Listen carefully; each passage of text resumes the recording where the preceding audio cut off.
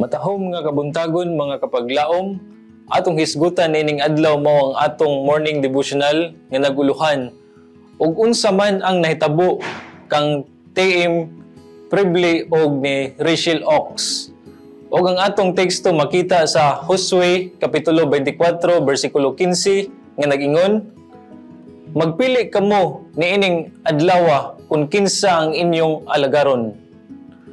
Karon kinahanglan mangutana kita sa gidangatan ni TM Prible og ni Rachel Ox. Duha sa mga instrumento sa kutay sa mga panghitabo nga mitultol kang Joseph Bates ngadto sa igpapahulay.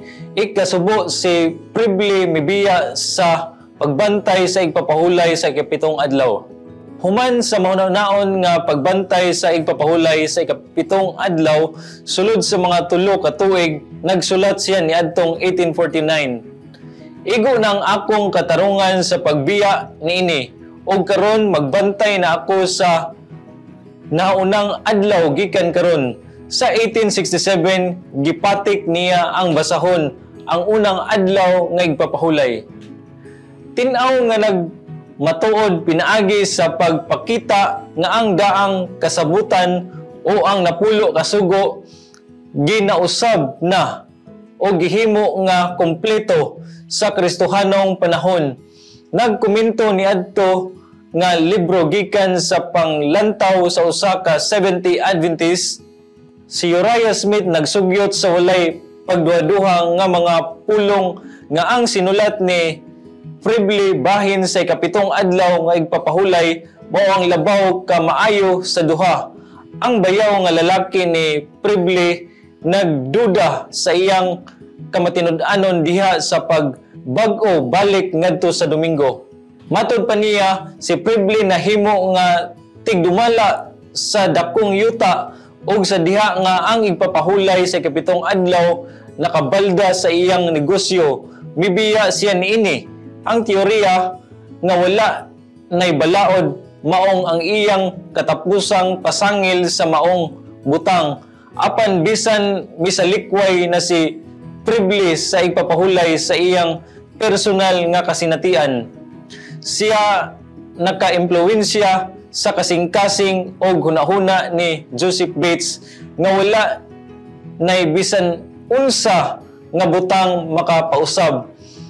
Og si Bates dili lang mao ang bugtong dakong pangulo sa Sabbatarian Adventism nga naimpluwensyahan ni Prible sa basahon nga iyang gisulat niadtong 1845. Sa ting pamulak niadtong tuiga nabasahan sa usa ka 15 anyos nga si John Nevins Andrews og nagkabig kaniya ngadto sa topiko sa igpapahulay sa ikapitong adlaw.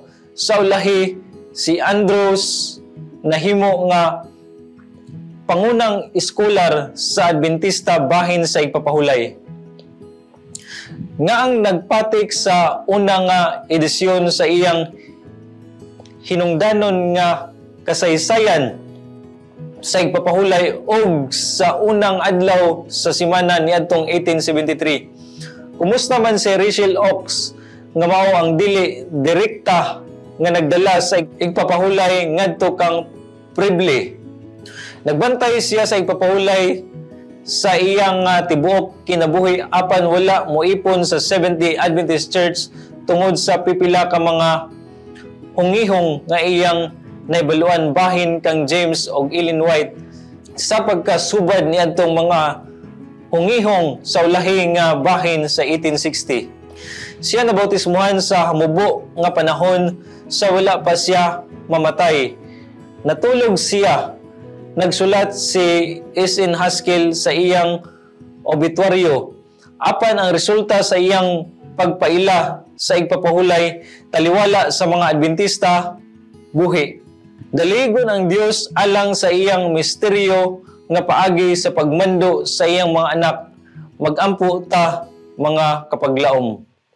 O Diyos nga labing gamhanan, salamat kayo Ginoo sa mensahe, kamatuoran Ginoo nga imong gipadayag kanamo ninintak na karon o kining mong mensahe Ginoo nga aduna kini luna ngani sa mga kasing-kasing Og salamat ini Ginoong Dios sa pagpadayag nga kanamo ug mahimo kini namo nga gabayan Ginoo sa mapagpadayon sa pagkinabuhi nining kalibutana. Og kini among gilaom ang madawat sa ngalan ni Ginoong Hesus. Amen.